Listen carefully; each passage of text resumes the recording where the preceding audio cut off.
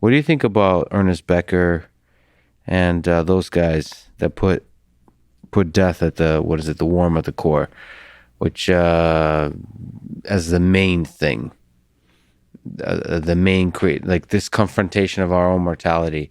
First of all, being understand that we're mortal, and then confronting the terror of it, the fear of it, as the creative, like trying to escape the fear of death as the creative force of human society.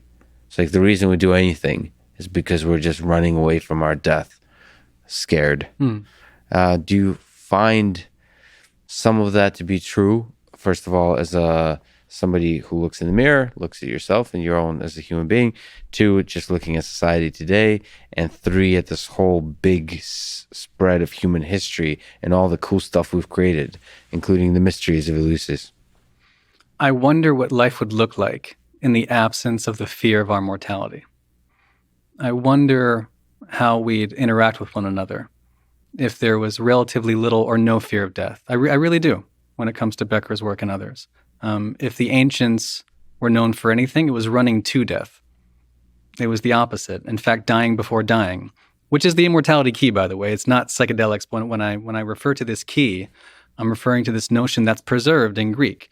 An pethanis, prin pethanis, denta pethanis, otan pethanis. If you die before you die, you won't die when you die.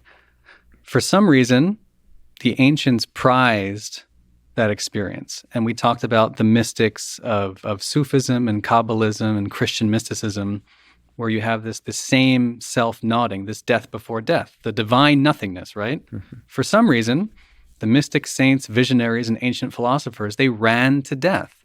And the one message I wanted to try and communicate with this book is how they viewed life, that it can only be fully experienced, fully embodied in the wake of a really intense, perhaps terrifying, but utterly transformational encounter with death. So running to death, not running away from death.